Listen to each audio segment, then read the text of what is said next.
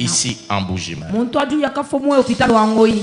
Et qu'est-ce qui va se passer à cette époque-là? Le 1er avril, il est mort. Et il est enterré ici au cimetière de Chimbombo à cette époque-là. Et la jeune fille va rester veuve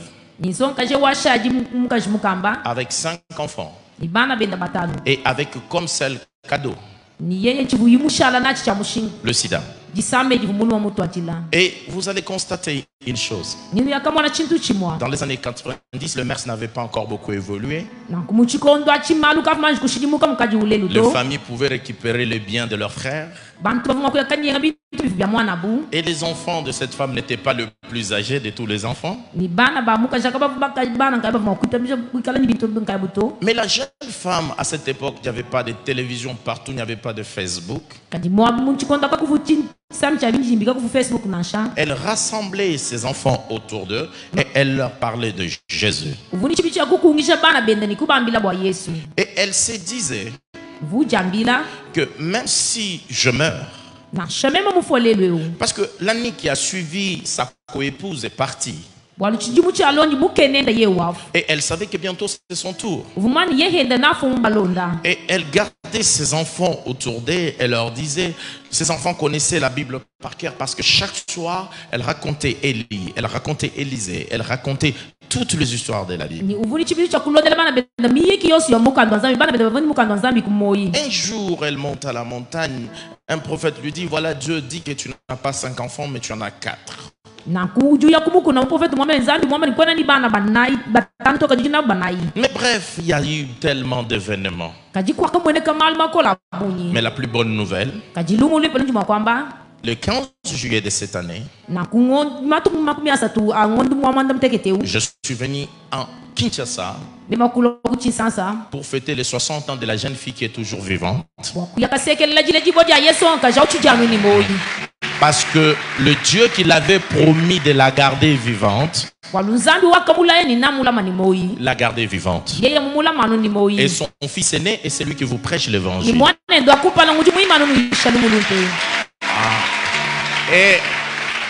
Et nous avons quitté Mbujimai au mois d'août 1990. Et plus de 30 ans plus tard, me revoici en Mbujimai pour prêcher l'évangile. Et je tiens énormément à dire merci au pasteur et à toute l'équipe autour de lui. Je vais dire à une femme, je vais dire à un jeune homme, si on t'a parlé d'un slogan, la Bible n'est pas un slogan. Si on t'a parlé que c'est une histoire qui s'est passée en Israël, non, le Dieu de la Bible n'est pas en Israël, il est au milieu de nous. Le Dieu que je te prête, ce n'est pas le Dieu que je lis dans les livres ou que je lis dans l'internet, c'est le Dieu que je connais. Job dit, j'ai entendu parler de toi. Mais maintenant mes yeux t'ont vu. Et c'est pourquoi ce soir, Dieu va rétablir quelqu'un. Je dis à quelqu'un que Dieu va rétablir quelqu'un. Non, tu n'es pas d'accord avec moi. Je dis que Dieu va rétablir quelqu'un. Ce soir, Dieu va rétablir quelqu'un. Ce sont des soirées de rétablissement. Ce que nous prononçons du haut de cette chair, ce n'est plus des paroles. Ça devient la vie. Le problème, ce n'est pas la sémence. Le problème, c'est la terre qui reçoit la sémence. Mais nous, la sémence, nous l'avons. Mais c'est à toi de savoir quelle terre tu es. La Bible déclare, une femme d'entre le fils de prophète est venue voir Élisée. Et lui dit, Élisée, ton serviteur, mon mari, craignait l'Éternel. Le problème, c'est que Élisée n'a pas discuté. Parce que c'est la vérité. Parce qu'il craignait l'Éternel. Mon mentor dit toujours, Muchita, La prière augmente l'onction. Le travail augmente l'argent. Cet homme craignait l'Éternel, mais il est mort pauvre. Et quand il dit que ton serviteur craignait l'Éternel, Élisée n'a pas contesté, parce que réellement il craignait l'Éternel. Et elle ajoute, voici le créancier est venu pour prendre mes 2 enfants et en faire des esclaves. La souffrance de cette femme, ce n'est pas parce qu'elle était pauvre. Non, elle était habituée à vivre dans sa pauvreté. Mais la différence c'est quoi? Son mari était vivant. Quand les créanciers venaient, son mari sortait devant et il protégeait la femme et les enfants. Et il parlait aux créanciers, parce que le mari, il était la protection de la femme. Regardez quand Déborah avait se présenter, elle ne dira pas que moi Déborah juge en Israël. Non,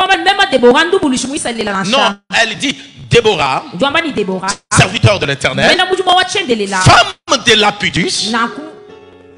Lapidus, et juge en Israël. Parce que être la femme de Lapidus était supérieure à la fonction de juge.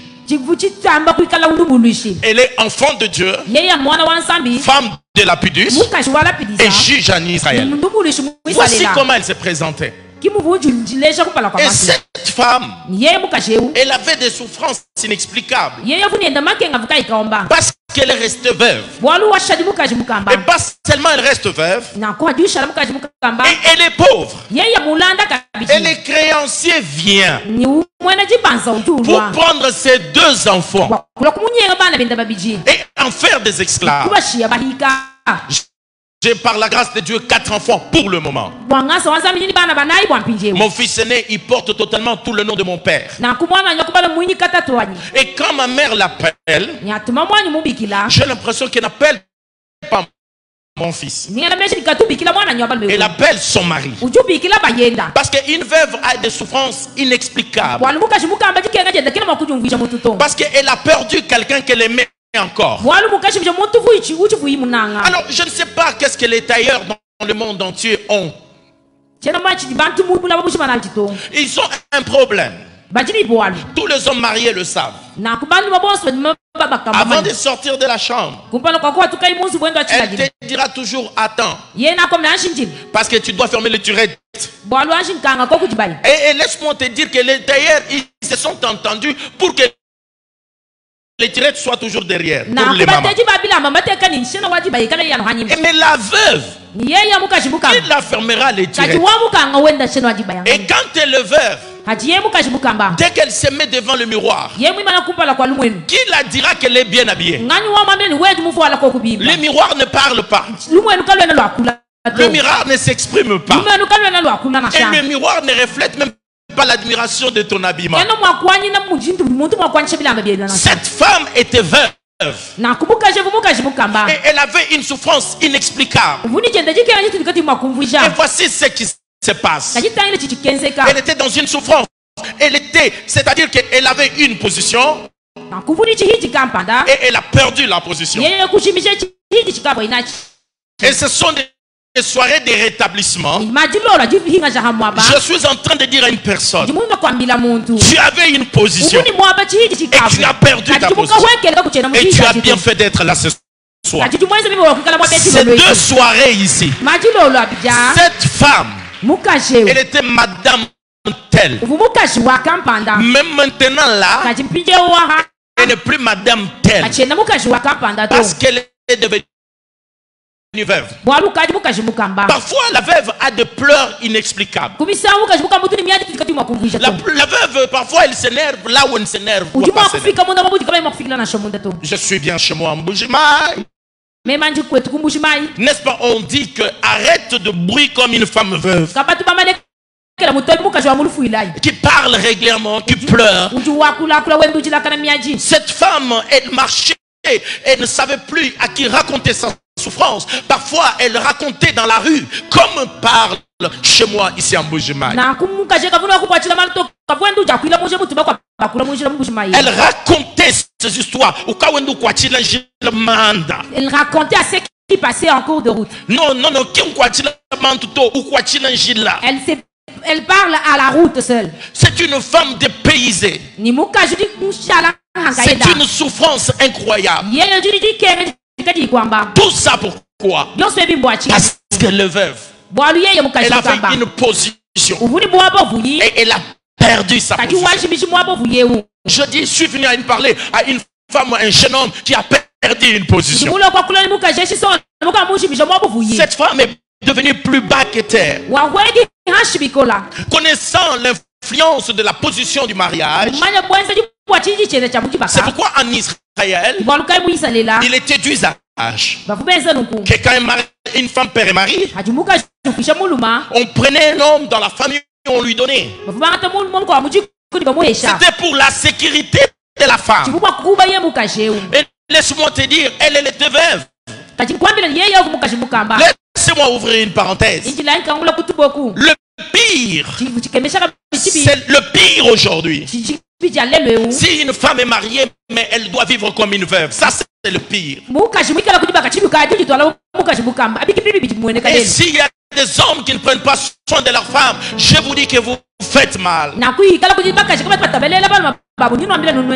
Et Dieu prend une attention particulière aux veuves. Ma mère est restée veuve depuis l'âge de 29 ans. Et une veuve a des chagrins inexplicables. Parce que quand elle dort, elle constate que même le ronflement qui était à côté d'elle ne sont plus. Une veuve, elle souffre. Elle est sans sécurité. Et en plus, elle a 2 enfants. Quel chagrin. Et le créancier est venu prendre les 2 enfants. Or, ces enfants-là, c'est l'image de leur père. Ces enfants-là, c'est le seul cadeau sûr que le mari l'a laissé. Mais j'ai une bonne nouvelle pour vous ce soir. Dans cette soirée de rétablissement, je suis venu rétablir quelqu'un au nom de Jésus. Alors, j'ai une bonne nouvelle pour toi ce soir. Pose-moi la question, Daddy Papi, quelle est cette bonne nouvelle? Demande-moi, Daddy Papi, quelle est cette bonne nouvelle? Non, tu ne m'as pas bien posé la question, je ne saurais répondre. Pose-moi la question, Daddy Papi, quelle est cette bonne nouvelle? Ça commence à venir. Pose-moi la bonne question. Dis-moi, Daddy Papi, quelle est cette bonne nouvelle? Je te répondrai. Voici la bonne nouvelle. L'église n'est pas veuve. Non, tu ne m'as pas entendu. Voici la bonne nouvelle. L'église n'est pas veuve. Les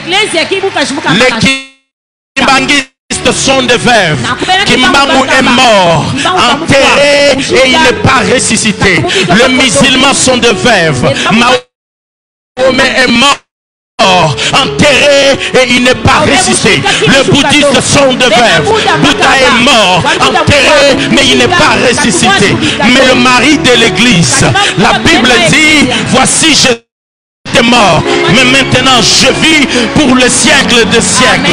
Il était Dieu hier, il est Dieu aujourd'hui et il sera Dieu demain. Personne n'a droit de faire de toi son esclave. Je répète, personne n'a droit de faire de toi son esclave. Non, je répète, ni la maladie, ni le cancer, ni le sida, ni le chômage, rien n'a le droit de faire de toi son esclave. Pourquoi le mari de l'église est vivant? Je dis que le mari de l'église est vivant. Est-ce qu'il y a quelqu'un qui m'entend ce soir? Je parle du mari de l'église. Le mari de l'église est vivant. Le mari de cette femme, en mourant, il lui a laissé des dettes. Mais le mari de cette de l'église, en mourant, il a dit tout est accompli. Il n'a pas laissé de dette. Il n'a pas laissé de dette. Il n'a pas laissé de dette. Est-ce que quelqu'un est avec moi ce soir? Est-ce qu'une femme est là, un homme est là? Est-ce que quelqu'un est avec moi ce soir? Je dis que le mari de cette femme a laissé des dettes. Mais le mari de l'église, en mourant, il a dit ceci: Père, tout est accompli. La dette du chômage, il a payé. La dette du cancer, il a payé. La dette de la pauvreté, il a payé. La dette de quoi que ce soit, il a payé. Jésus a payé toutes les dettes. Personne n'a droit de faire de toi son esclave. Je répète ça. Dis à 3 personnes: le chômage ne fera pas de moi son esclave. La pauvreté ne fera pas de toi son esclave. La maladie ne fera pas de toi son esclave. Rien ne fera de toi son esclave. Parce que le mari de l'église, est vivant. La Bible déclare: j'étais mort, maintenant je vis, pas pour 3 jours, pas pour 4 jours, mais pour le siècle des siècles. Je prêche un Dieu vivant. Est-ce que quelqu'un est là ce soir? Est-ce qu'il y a quelqu'un qui est là ce soir? Est-ce que quelqu'un est en train d'être rétabli ce soir? Est-ce que quelqu'un est en train de récupérer sa position ce soir? Tu veux que je dise quelque chose? J'aime l'enseignement. L'enseignement te fait asseoir. L'enseignement t'enracine. L'enseignement t'équilibre. Mais dans Genèse 1, Dieu n'a pas enseigné. Dieu a déclaré. Il a dit que la terre soit. Et la terre fut. Il dit que le ciel soit. Et le ciel fut. L'onction de Genèse est sur moi. Alors je déclare que le mariage soit. Je déclare que le travail soit. Je déclare que la bonne santé soit. Si tu crois que c'est la vérité, dis yes. Crie plus yes. Puisque tu es debout, que ta vie soit debout. Puisque tu acclames, que ta vie t'acclame. Que Dieu change ta vie. Je suis venu rétablir quelqu'un. C'est une soirée de rétablissement. Ce soir, celui que je te prêche, il est descendu du ciel. Il a perdu le trône. La Bible dit, il s'est rabaissé pour peu de temps. Le créateur, il s'est fait créature. Et quand il s'est fait créature, c'est pour nous amener des solutions. Il connaît ton problème. C'est pourquoi toi là, tu ne souffriras jamais. Amen. Je répète, tu ne souffriras jamais comme Job. Tu ne souffriras jamais comme Job. Job pouvait souffrir. Pose-moi la question, Daddy, pourquoi? Non, tu n'as pas bien posé la question. Daddy, pourquoi? Pourquoi? Quand Job, on l'acquisait au ciel, Job était absent. Il n'y avait pas quelqu'un pour le défendre. Mais aujourd'hui, il y a quelqu'un dans le ciel. Il y a quelqu'un au ciel. Il y a quelqu'un au ciel. Il y a quelqu'un au ciel. Tu ne souffriras pas comme Job. Je répète encore. Tu ne souffriras pas comme Job. Parce qu'il y a un Dieu au ciel. Mais il y a un homme au ciel. Celui qui est au ciel, c'est un avocat. Il y a quelqu'un, c'est un avocat. Il y a quelqu'un, c'est un avocat. La Bible déclare, Apocalypse chapitre 12, ils l'ont vaincu à cause du sang de l'agneau. Et quand Apocalypse dit cela, Jésus n'est pas encore mort à la croix. Mais quel est ce sang avec lequel nous étions en train de vaincre? Parce que l'agneau de Dieu est mort bien avant la fondation du monde. Je suis venu dire à quelqu'un, si tu es un homme prophétique, si tu es une femme prophétique, tu feras des pas prophétiques. Tu diras, je suis rétabli. Je suis rétabli. Je suis rétabli. C'est la soirée de rétablissement. Dieu me rétablit. Dieu me rétablit.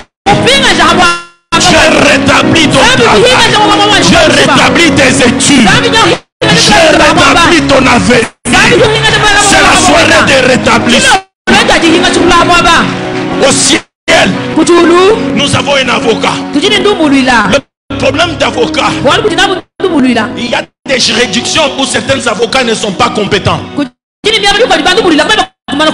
notre avocat, quel que soit où tu es convoqué, il est compétent. Deuxièmement, j'ai dit à quelqu'un, les sorciers de la famille, ils ont droit d'envoyer des convocations. Les sorciers de la ville, ils ont droit d'envoyer des convocations. Mais j'ai une bonne nouvelle pour eux. Tu n'iras pas répondre. J'ai dit tu n'iras pas répondre. Tu enverras l'avocat. Tu verras l'avocat. Le Dieu qui va même dans la sorcellerie et qui intervient pour toi, même dans la tradition de nos familles, il parle à notre place. Quand on dit on a convoqué Ilunga, il apparaît. Mais tu n'es pas Ilunga. Il dit Ilunga est à moi, Mouchita est à moi, Emmanuel est à moi, Kazadi est à moi. Il dit, et on lui demande. Le problème d'avocat, il faut le payer pour qu'il aille. Mais ton avocat à toi, tu n'as pas besoin de le payer. Il va tout seul. Écoute la spécialité de ton avocat. Après la plaidoirie. Parce que vous savez, tu peux avoir une belle plaidoirie, mais c'est les preuves qui vont taire les contestations. Mais Jésus, après avoir plaidé, il a de preuves. Et qui sont ces preuves? C'est le sang. C'est le sang. Le sang. Je t'ai vaincu au ciel. Je t'ai vaincu à la croix. Je t'ai vaincu dans toutes les traditions. Il est plus puissant des traditions de Balouba. Il est plus puissant que les traditions des Congolais. Il est plus puissant des traditions des Juifs. Parce que c'est un Dieu puissant. Le rejoigne même. Le Dieu qui répond à toutes les convocations. Tu veux que je te dise quelque chose? Le problème de ton avocat, le problème de ton avocat, c'est une prise de contact ce soir. Ce soir on doit se connaître. C'est une prise de contact. Le problème de ton avocat, quand tu finis de te défendre, quand tu finis de te défendre, c'est ce qu'il fait, maman. Il fait quoi? Après avoir fini de te défendre, pendant que l'autre avocat est à côté, lui est à côté, il finit la plaidoirie, il enlève le costume d'avocat et il va à la place des juges et il porte la tenue de juge. Je t'en conforme, ton avocat c'est aussi le juge. Et j'ai quelques décrets que le juge a signés. Voici ce que le juge a déclaré. Le juge a dit, ils te feront la guerre mais ils te vaincront. Le juge a déclaré, ils viendront par un seul chemin mais ils partiront. Le juge a déclaré, ils creuseront le puits mais ils tomberont. Ils creuseront le puits et ils tomberont.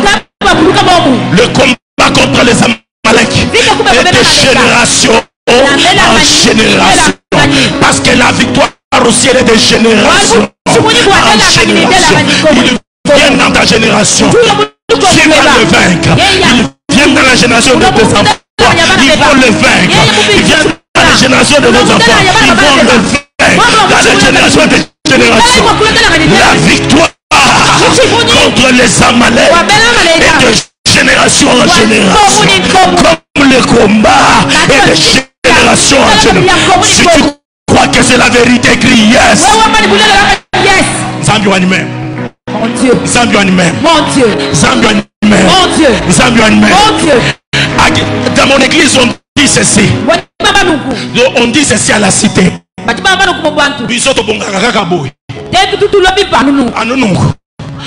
vient, on chante, on loue, on danse.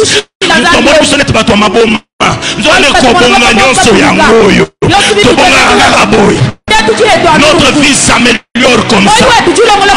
En chantant, en dansant, en sautant.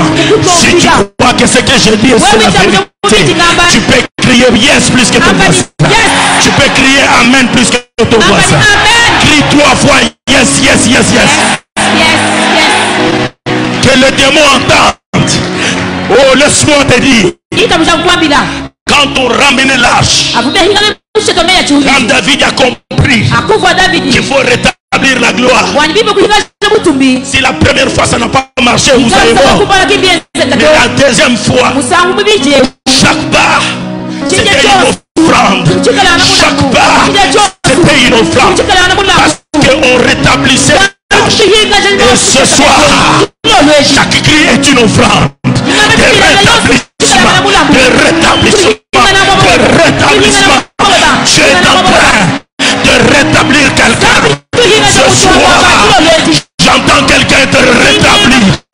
Je vois une femme te rétablir. C'est la soirée de rétablissement. Un Dieu qui rétablit les femmes. Un Dieu qui rétablit les hommes. Est-ce qu'il y a des mamans ici? Est-ce qu'il y a des mamans ici? Je suis le pire produit d'une femme. Je suis le produit d'une femme. Élevé par une femme. Formé par une femme. Les mamans, je vous aime de tout cœur. C'est lui qui combat les mamans. Quand Dieu parle à Moïse, il appelle Moïse. Quand tu l'appelles Josué, il appelle Josué. Mais quand il veut parler à une femme, Dieu devient gentleman. Et il dit je vous salue Marie. Parce que même Dieu respecte la femme. Est-ce qu'il y a des mamans parmi nous? Est-ce que les mamans sont là? Je ne vous entends pas. La Bible déclare parce que ça ne va pas en Israël. Puisque ça ne va pas en Israël. Pardonne-moi maman. Puisque ça ne va pas en Israël. Appelez-moi des pleureuses. Quand vous arrivez les mamans, Dieu change de position. Quelqu'un n'a pas entendu. Si tu ne respectes pas ta mère, tu es pire que le diable. Parce que même Jésus respectait sa mère. Quand il fallait mourir à la croix, on n'a pas vu Joseph, mais on a vu Marie. Maman, que Dieu vous bénisse. Que Dieu vous bénisse. Je prêche un Dieu différent de tous les autres. Ce soir, je suis venu dire à quelqu'un, Dieu est en train de te rétablir. Il te rétablit. Il y a une raison. Parce que le mari de l'église est vivant. Il a le moyen. Il a des capacités. Il a des compétences. Il a la possibilité.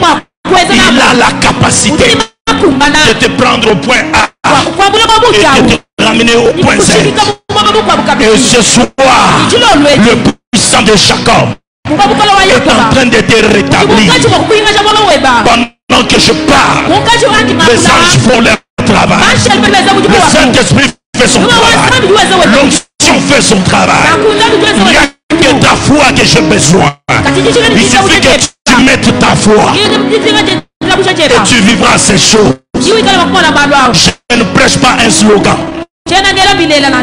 Je prêche un Dieu différent de tous les autres dieux. Oh, mon Dieu à moi. Il est capable. Il y a 3 personnes, Dieu est capable.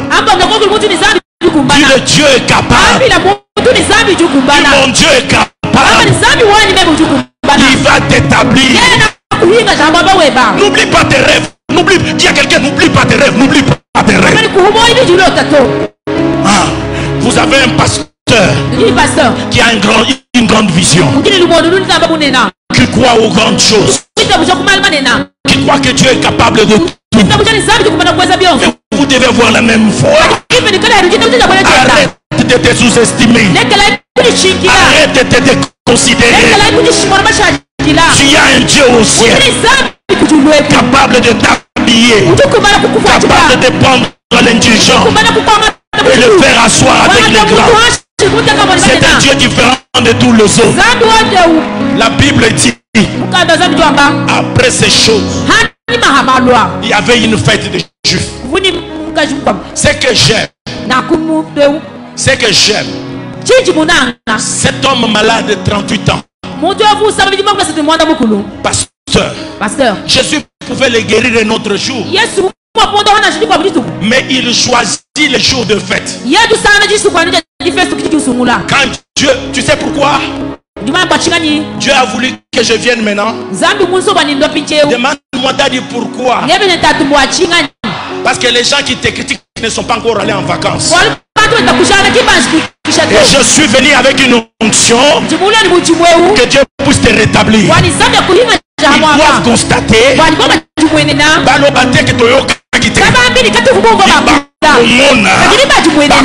vivre que le Dieu de la Bible, c'est un Dieu de rétablissement.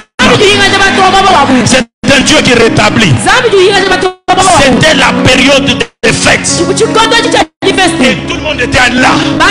Comme tout le monde connaissait le problème de cet homme-là, Dieu aussi voulait agir au vu et au su de tout le monde. Amen. Et ne ménage pas en bougimaille.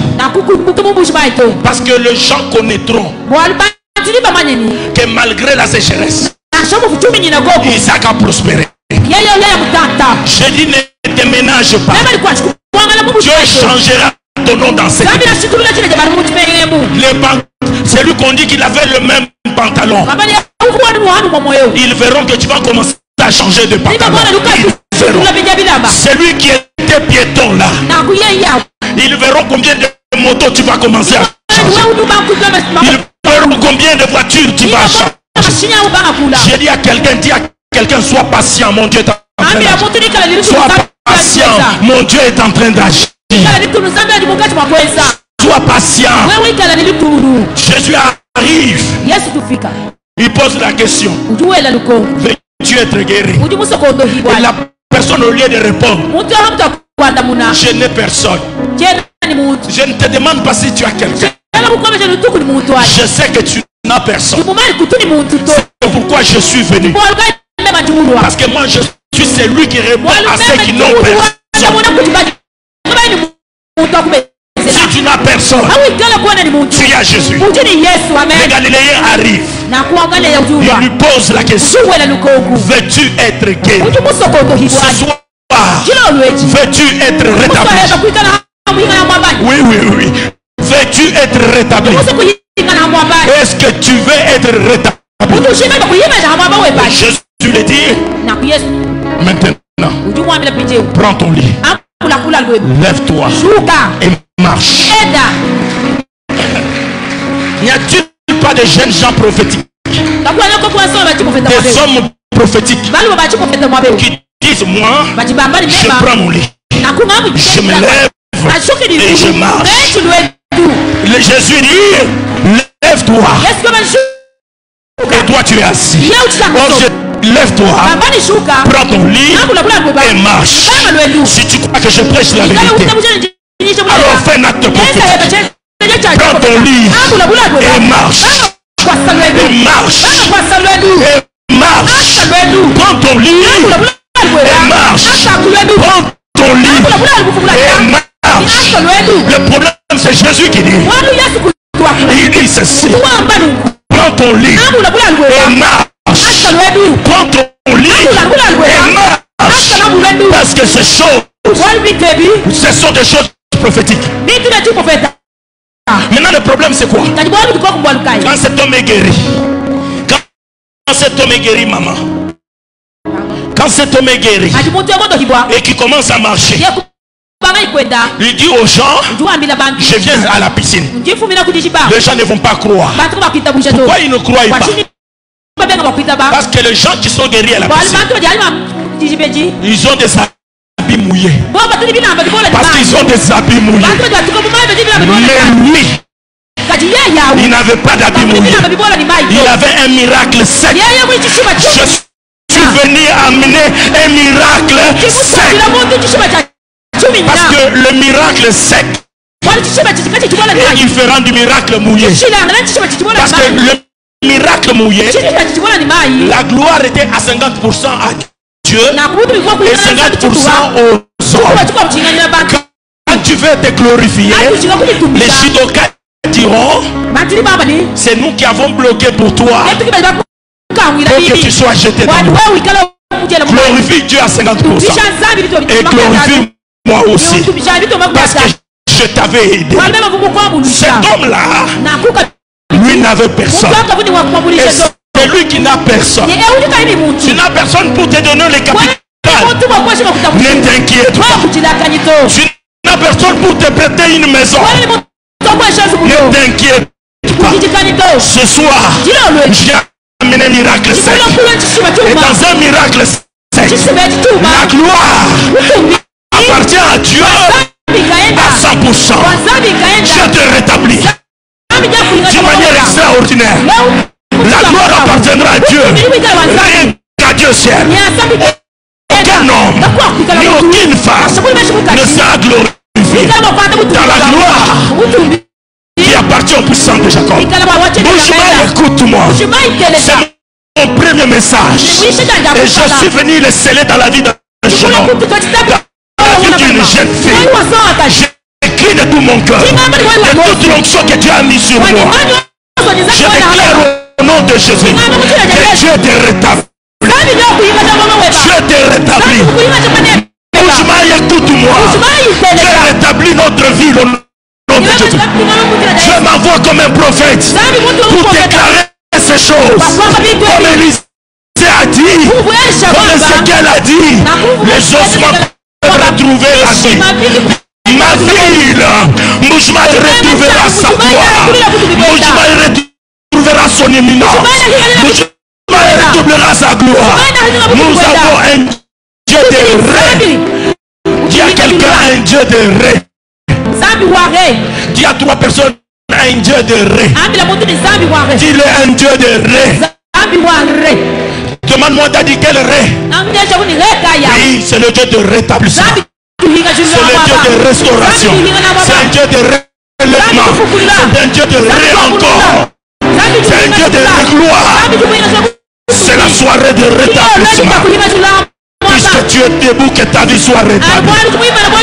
Que ta santé soit rétablie.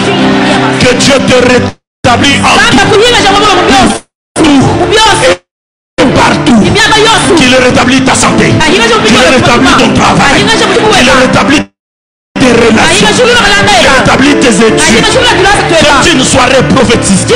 La soirée de restauration, rétablissement, relèvement, régloire, en toutes choses. Un Dieu de récréation. Un Dieu qui peut récréer. Oui. Le Dieu que je prêche, ce n'est pas n'importe quel Dieu. Puisque je vais clôturer pour passer le micro. Le Dieu que je prêche, c'est un Dieu d'humilié. Dis à 3 personnes.